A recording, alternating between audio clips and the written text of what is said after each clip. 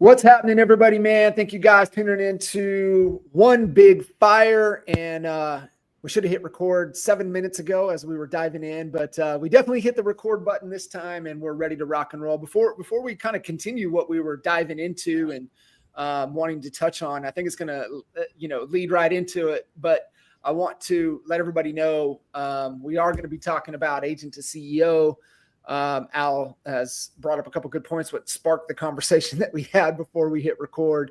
But you guys, go to, if you're looking to come to Agent to CEO in Cleveland, kind of our signature event on really what it takes to evolve from being an agent. Maybe you have a lifestyle business, maybe just being a practitioner, to really want to become the true CEO of your business and run it like a business.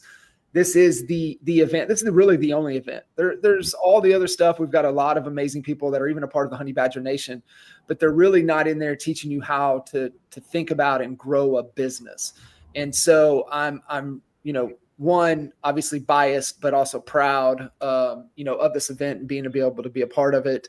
You can go to Agent to CEO CLE, or as we've told you guys over and over, I'm going to keep telling you guys over and over, the go-to resource is honeybadgernation.com. This is actually on the honeybadgernation.com site. You can go right there, which will take you to the page to where you guys can get your tickets. Only 100 seats. I know a handful of tickets are already gone. And we haven't even hit the gas on the promotion. So if you guys are thinking about it, want to grab your tickets, honeybadgernation.com is the go-to resource. Al, tee it up, man. You had grabbed one of the resources. That's what I always call that book. I throw it into the resource manual of how to operate your business. And we shared a couple of weeks ago, we've talked about the transformation for us, which was the light bulb that really led to a lot of the things that we did at NAEA and the mastermind was, how in the hell do we get Kinder out of production? Right. And we had always talked about the two things. We'd always talked about, CHSA, proven repeatable system for anybody to articulate the value of why anybody would want to do business with you. And then the other was, simple member, straight talk, big profits, those two things. And the conversation with Kyle a couple of weeks ago sparked the thing that I was like, those two weren't even possible until we had the first. And the first was having a plan to really operate and run our business, which we gleaned from Mastering the Rockefeller Habits with Vern Harnish. And you've got the graduate level edition book there, Al, Scaling Up. There's other operating systems too, right? It's the EOS. So you can grab Traction. You can go through all of Gino's stuff, which Gino's a disciple of Vern. I mean, he gives credit to Vern right in the opening page of Traction.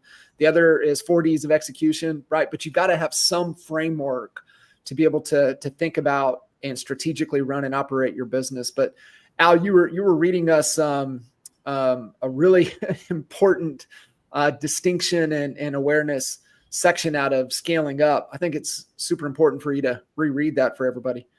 Yeah, man. I mean, it's tough to, there's a lot of noise out there and everybody's trying to grab your attention, including us. This just happens to be a topic we're super passionate about, but I wanted to share something with you guys. I didn't even share before when we were shooting it. And I bank at PNC Bank, and this is I'm not, endorsing them by any means. I've been with them for a very long time. And I walked into the bank to do some banking, and I've seen this a couple of times, and I wanted to tell you guys about it because it kind of ties into this, is that their newest like promotion thing they're doing is it says on the wall, we've been brilliantly boring for X amount of years. And I was just like, I said to the manager, I said, that is a brilliant marketing campaign, brilliantly boring. Uh-huh. And it's because, look, this is not going to be a boring event. So don't draw that conclusion. But I say that because, this isn't the super sizzly AI sexy stuff that you're seeing everywhere in this is focusing on the things that you have. I mean, maybe it's a little boring at first, or maybe from the title, you think scaling up. It's not some big flashy thing, but what I wanted to get to was, the dumbest in the room. Okay. I opened this book up many, many years ago. I read it and I picked it back up because a lot of the principles that are talked about in this book, we're going to be really transforming into what it looks like to grow a real estate team, grow a real estate organization into something that works harder for you than you're working in it. In order to do that, you got to be the dumbest in the room. So I'm going to read. Can I read the passage, boys? Yeah, please.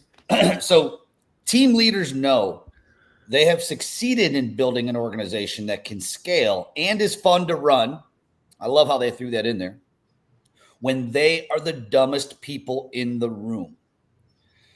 In turn, if they think they have all the answers or they act like they have all the answers, it guarantees organizational silence and exacerbates blindness. So, that kind of just leads right into, what we're going to be doing, at Agent to CEO. So we talk about two different rooms, guys. And I want to, Jay, love your opinion on this because you've been in a lot of rooms. I mean, joined every mastermind, you and Mike, John, you as well. And I have as well. But I want to find out, like, what does it feel like? Like, how do you know you're in the right room as it relates to an event? And then I want to move over to the dumbest in the room as it relates to your company. And that's really the real where the real magic comes in is when you're looking around the boardroom, you're like, dang, I'm surrounded by people that are way smarter than me. Yeah. That's the pinnacle, right? Yep. But in order to get to that room, to be the dumbest in that room, you first have to start inserting yourself as the dumbest in other rooms. What do we mean by that? It's getting in rooms where people have when you can look at everybody in the room and their levels above where you're at, and you can start to see what's your next biggest obstacle. It's like being able to see around the corner. When we were a part of the mastermind, we did 3 times a year.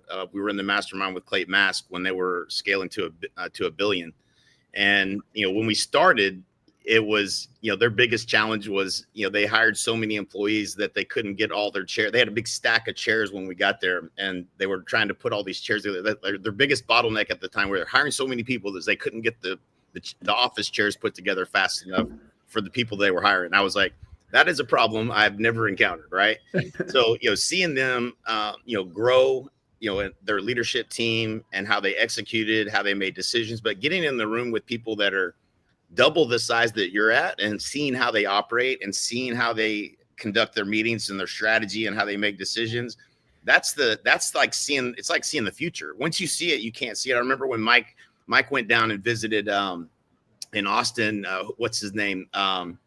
Oh, dang, I just lost it. It was I can see his CDP. At the time, they were doing about 12 million when we were at about 3 or 4 million. And he said, dude, I would have walked on, glass barefooted all the way down there just to see how they operated. Because once you see that, you can go back and you see now what you should be doing. And so it's really just about seeing where people are at that are above where you're at, so you can see what it looks like and how they operate. I think it's not about them necessarily being smarter, but you see the operation of what you have to be, who you have to become as an organization in order to get there. Yeah, there's a slide that I always share at the beginning of KT, and it asks the question, right? Does the group increase my awareness of who I am, where I am, and what I have to do?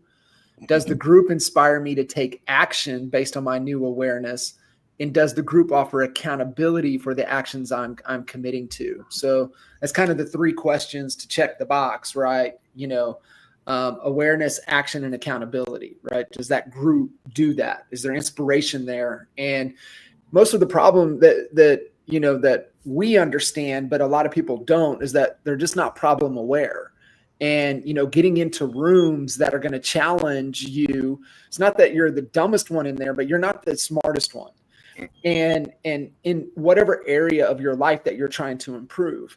And, that's the first thing, man. Do I have a level of awareness? Is it realizing, that there's things that I'm just not seeing? Because we all have blind spots, right? That's why we hire great coaches, because they can see around corners. They can see our blind spots that we can't see. But they also have to inspire you to take action. That room is like, damn, I don't want to show up at the next. And that was how we were with Clay, right? We didn't want to show up at the next thing and not make progress on what it is, because we knew the other groups that were going to be in there, they were on a roll. And we're like, man, we can't let them. So there's a little bit of a competitiveness, but inspiration. But then a group like that, right? Like showing up is accountability. And it's like, man, I'm not going to show up and not do what I said I was going to do. So I think those are kind of the important factors to look into, in any group that you step into. I think part of the benefit, I used to always say half of the benefit of being that specific mastermind, and there were several that we were part of that were very similar in their structure, but knowing that we had to present in front of that group where we were trying to go, and what was the biggest problem. Getting to that clarity before you go is probably half the value. Yeah. Right. It's like, you have to present, you have to be crystal clear on where you're at, where you're trying to go, and what is the problem you're trying to solve, so that you can get that feedback from people who have been through it and get some, and confidently move in a direction. Because a lot of times you think you might know what your next step is, but you really haven't had any peers that are at a higher level say, man, maybe check this, or maybe you need to do that. And getting that feedback so you can go back with confidence and take that next move is, I think, extremely valuable in those rooms. Yeah, man. It made me start thinking about my journey. And the first time I stepped into a room with you guys was in 2010 in Dallas. And it was at the EGS. And this wasn't a big EGS. This was like maybe 200 people in the room. It's before you guys started, getting to 600, 700, 900 people. And I'm grateful to this day there was only 200 in that room, because that was when I had my aha. If it was too big of a room, I don't know that it would have the impact, but I started. So first thing, the first step, if you're thinking of stages, is where are you at in your journey to know if you're the dumbest in the room? And the first step is awareness. You had brought it up, John. Now let's talk about, are you aware? Maybe you're not aware. That's a good reason you should grab a ticket to Agent to CEO. You will get awareness quick. After maybe you have an awareness. Maybe you know that you're stuck. Maybe you know that you don't know what you don't know, or what you need to know. And then the next step is, okay, what do I need to grasp onto? Who do I need to connect with that's already been where I'm at, so that I can actually now take action? I have the awareness now. What do I do next? And so for me, sitting in that room, I had the awareness. I became ultra aware, and then I gained an inspiration or a new belief that I can actually do that, because I'm with other people that, they maybe they're smarter than me, maybe they're not, but they've been where I want to go already, and they're the culture that you, Mike, John created with that event is a culture of bringing people up, pulling the people up. And John, there's that analogy. You're in one of three places. You're either in a room where you're pulling people up to your level, right? Or you're in a room where you're in equal kind of like peers that are in the same spot you are, or you're down here looking to get pulled up. And so this is definitely a room where I think you're going to get a little bit of all three, but I mean, we're going to have some powerhouses. We're going to have people. What's cool about this too is we have an equal amount of lady CEOs and men CEOs who have grown massive organizations and teams that have actually been able to replace themselves and step out of the business. Tina Call, and she's not completely stepped out, but she's replaced herself. And actually it was John Sheplack. I think this might've been the second year that I went, and he stood up there. I'll never forget this. Is the one of the many wise things he said was, are you replacing yourself every day in your business? Yeah. And that's a really good question to start asking if you're wondering, like, am I a right person to get in this room? Are you replacing yourself with all the low dollar per hour tasks that you find yourself doing on a daily basis that are getting in the way of you doing high dollar per hour tasks or even thinking strategically? Yeah. So we got Tina, we got Michelle Wilson. Wow. I mean, the lady power that we have coming to this event is so inspiring to me. We also have, Dustin Black and Blake Sloan, and you guys can touch on what he's done. I mean, dude, we know Blake probably runs the most efficient organization. John, you would know, you've looked under of more than any of us. in Nobody terms of leads looking like him. I've never seen anybody lead their organization the way he leads. I've never seen anybody to be able to strategically. So was his objective in 2024 was to spend one week gone each month with him and his family. He accomplished it. I know he had set out originally for the goal to be this way, but it's a little easier to do that with one. But now 2 car seats, it's a little different. But but I've never seen anybody to the level that he operates at. And he does it through culture. He does it through leadership. He does it through accountability. He does it through, doing what you say you're going to do, and really excelling at a high level. I'm excited for him to come in. I'm really excited for DB, just because of what he's been able to accomplish. And, he's a connector, but being able to build what he's been able to build, and, as a consumer of his services, right? Utilizing his company, because I know you've used them a few times. I've used them. They are the best in the business. I've never had anybody else that, especially moving a lot lately, I've never experienced that type of service of what they're able to deliver and, what he's been able to build. So it's going to be fun to be able to have him in the room with us as well. Hey, going back to Blake. So the metric that I look for when I'm looking at, what's that benchmark? I think it's, profit per agent or productivity per agent or gross margin per agent. I think he's at 43% out of production. I don't think there's anyone I know that's producing at that high of a level. That's just efficiency across the board. Mm-hmm. And just mind blowing when you see that type of number for someone that's out of production, and they're not in an average sale price of $1 million or $8 and holding a profit percentage. Right. So to that metric that you were talking about, but also the bottom line. Right. And I think that's where, a lot of agents, and like for us, that was the third thing that allowed us to efficiently operate the business, get you fully out of production, was understanding that dynamic of top line revenue, gross profit, because that's what you're talking about after paying broker fees, sales, referrals, agents, all of the things that you have to pay. And then profit, that leaves you salaries and expenses to essentially put the best team on the field. And he's done an incredible job at holding tight with that profit margin and, getting the agents to perform while keeping a lot of money into the company. In one of the toughest markets on the planet, Myrtle Beach is one of the hardest markets. I mean, it's the first market that I've heard that has over 120 days on market. Yep. Like, what other markets out there right now have 120 days on market average? I remember those days. They were freaking painful. That's 200 active inventory days, cuz if you remember that, that's like, I still have nightmares about those days.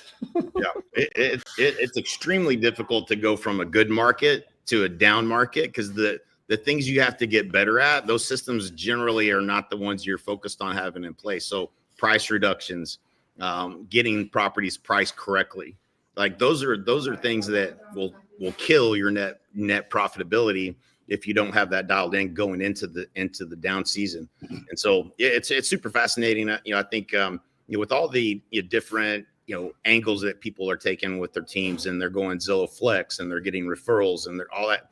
Like, if you're not truly running a financial model that shows profitability, everything looks good, but you're not making any money. And I think Blake is just a great example of really how to tweak it and make it profitable and be consistent every single day with your leadership and drive profitability to numbers we've really rarely ever seen anybody. Yeah. At 800 units or 500 units, he's still cranking the profitability. Still cranking the profit. The margin's still the margin. And, I think just thinking back in 2010, to your point there, Al, I think that was the first time, it was the first time I met Blake. Yeah. And I know Jay was coaching him personally one-on-one at that time. And so really getting to know, Blake at that time, and, just an aggressive, good looking kid that just hustled and, he's always been a tremendous student. And so then being able to really become a business owner, and he knows the numbers backwards and forwards. And cause that's what I was trying to pull out of there, is you've got to know the numbers. Mm-hmm. And listen, what won us over was Crabtree, right? Because there's only a handful of numbers then you can go deep if that number is off, but you only need to pay attention to a handful of numbers. And that really changed for us.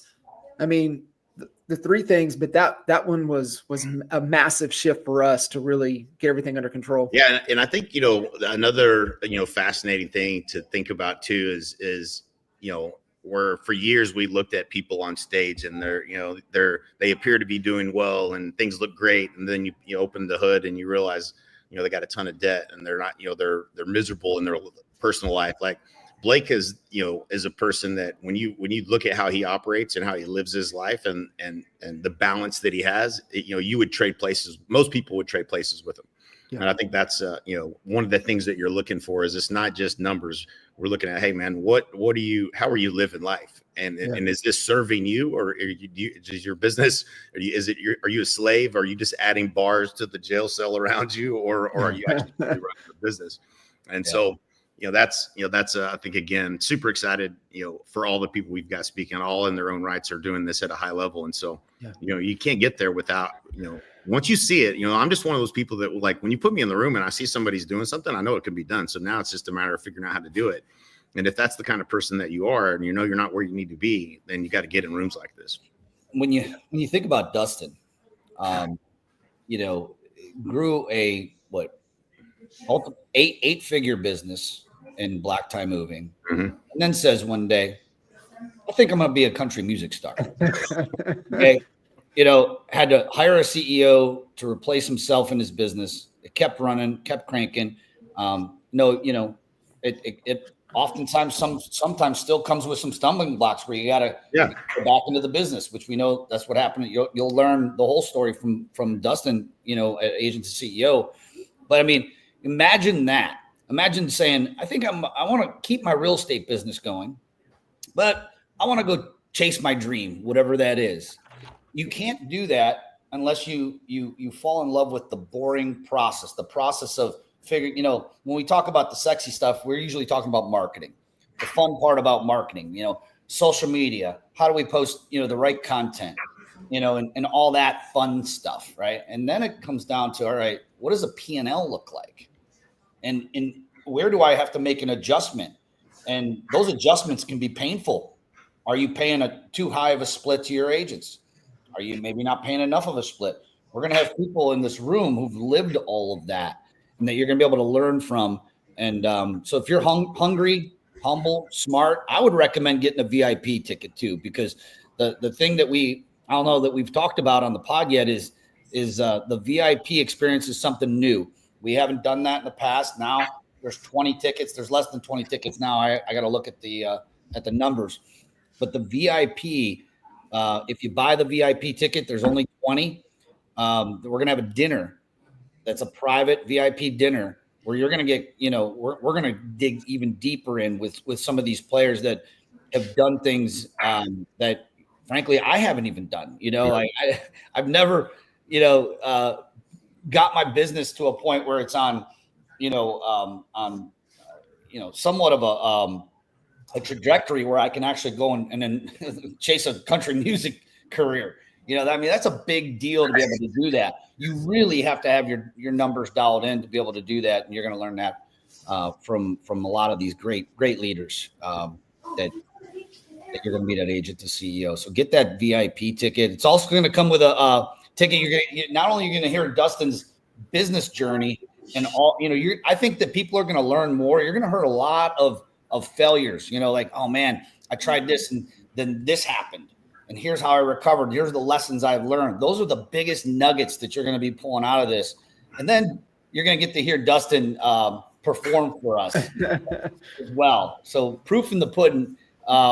We got Dustin. We got a lineup of just pure stars and talent coming for our Rock the Spectrum that follows on day 2. So it's going to be fun. I'm excited for that.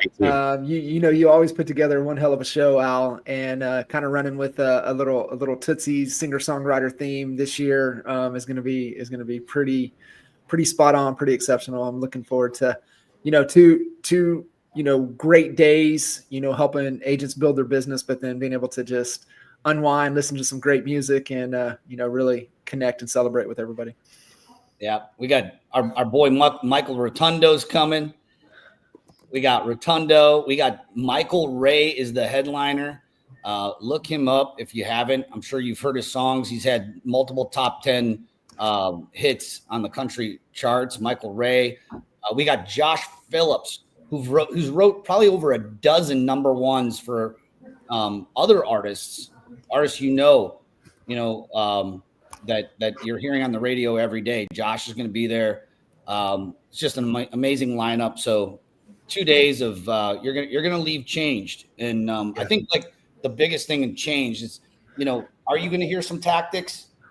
Probably. You're going to hear a lot of tactics, but this is going to change the way you think. Mm-hmm. That's the biggest gift I think that this event can give people, is that it's not going to just give you all the answers. It's going to teach you how to think better, be a better leader, so that you can lead an organization to get you to that point. So, the link, Anna Medina. Savannah. Yep, honeybadgernation.com. You're going to find the link to the event. Can't wait to see you there, Anna. Yeah. The thing we've talked always about this, right? And understanding theory of constraints. It's finally understanding, why it's Vern's #1 book recommendation, just how to look and operate through anything. And we heard, Glenn a couple years talking about the importance of to set, massive goals, right? We talk about, an agent, hey, I want to make 100,000 this year. Well, what if you had to make 100,000 in the next 30 days, right? So you change the problem. And I don't know if you guys have seen, Dr. Benjamin Hardy, who co-wrote Who Not How, The Gap in the Gain, and 10X is Faster Than 2X with Dan Sullivan, just released his own new book called The Science of Scaling. And the launch process and everything for it is just gangster, super spot on. I mean, it's all about building his coaching program. But what they talk about in there is setting unachievable goals. Setting unachievable goals that, like, if you put your brain to it, you're like, it's not a big, hairy, audacious goal. It's beyond that. It's like, there is no way conceivable that my brain, there's no way, right? Like, go from, so for example, it would be like, NAEA, we got to 10 million. If we set an impossible goal, it would be if we had to get to 100 million in the next 3 years. So you set that massive goal, and what he says is it changes the frame of the conversation. It changes the frame of the business, but now it raises the floor. It raises the floor to, okay, I know what it took to get us to 10. What has to happen for us to get to 100? And then it gets down to the next point that we've all talked about. I think, Al, you even sent me a reel on it about signal and noise. Is now everything that you do has to be signal, has to be in alignment to go from 10 to 100 and eliminate all of the noise. Because if it doesn't help, then it's noise and you've got to eliminate it. And it's a really good way to think about it. And it's what we talk about at Agent to CEO, right? What is the vision? What's the goal? What are we trying to do? And then, but it's then poking back at you and going, your goal's too small. Your goal's too small. You're not thinking big enough. That's the problem. You're playing too small. And I think it's just a great reminder for all of us, kind of heading into the second half of this year, heading into a massive headwind in this market, to step back and you're like, dude, I'm just trying to survive. I'm trying to get a deal together. Well, you're playing too small because you're thinking about survival. But what if you had to do, how do I do one deal? What if you had to do 100 deals in the next 30 days? How would you do it? And it just changes the way you think. And it's some really good examples that Ben talks about. I think you can go download and get the audiobook for free. Tony Robbins wrote the foreword to it. It's pretty freaking awesome. Yeah, man. Love it. So Al, what else do we got? What else? Anything pressing? Anything that's kind of out there? That's a topic that we want to touch on this week. Yeah, I mean, when you're bringing up Blake and to just bring up Myrtle Beach, you said 120 days on the market. Think about, and I don't know all the members on Blake's team, intimately or close. He grew up, I'm sure his team is transformed over the years since he was in our mastermind and everything.